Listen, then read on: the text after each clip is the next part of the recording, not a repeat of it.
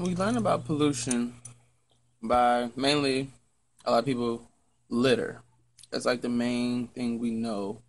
But we often sometimes forget about the other ways we pollute our community and our environment by the toxic air, the chemicals that go into the air from cars, trains, whatever it is that we utilize in factories. All that travels up and goes into the ozone. And there are a lot of things that we tend to not realize that are part of the pollution.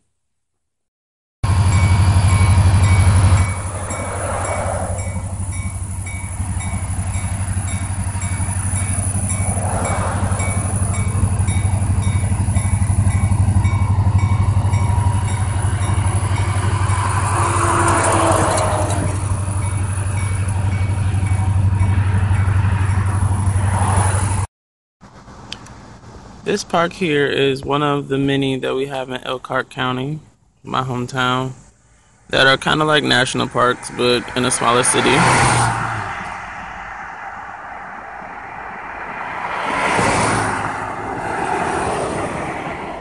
These are locations that, I guess, help protect our trees and the animals that live within.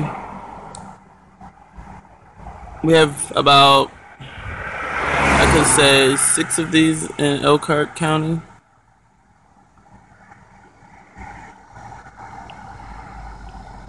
And these are places like this that give us a glimpse of, yes, we can help improve our environment at times. But it takes a lot more than just these facilities, not even facilities, locations that fence off the public and give us monitored access to them to help improve our environment. Next, we'll see images of the Elkhart County landfill. We have 2, which you'll see also, but what you won't see is that before me approaching the landfill, there is an Elkhart County jailhouse, which houses inmates and where other people work, officers that are on duty. For me, I don't understand how we are to protect our environment in order for our environment to protect us, but we house these inmates next to a landfill with so many dangerous chemicals and other harmful amenities that are there. We learned that in this society we give and take a lot. And I think this is an example of when we've taken so much from our society, this is what we get back. We have no room in Elkhart County for housing criminals, and the land that is out there was not being of use, so this is where they house criminals. This relationship between nature and society here plays a major role, as you'll see in the upcoming part. Here we have the Earth Movers landfill in Elkhart County.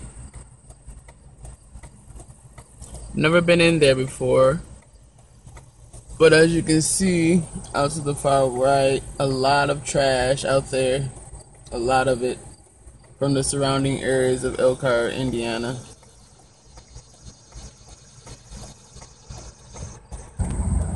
And to our left, they've created another one. I guess the one we have currently is too small now, but we have added another one to the left side of the street.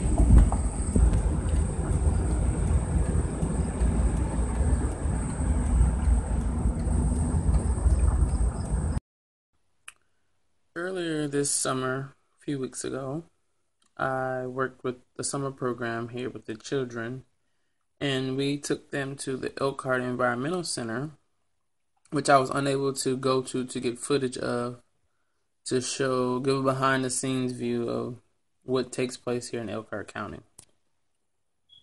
The Elkhart Environmental Center, just like the county park, is another way in which the community can come and get educated on ways to help better the environment in our society.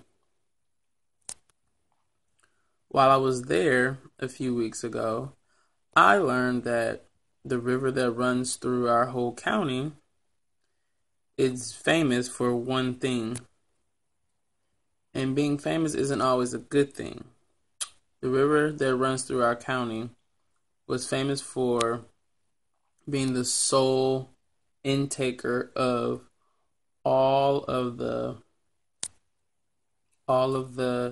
chemicals, debris, and things that are left alongside of the road during construction, littering, of course, car pollution, just the chemicals that come off cars, whatever it may be.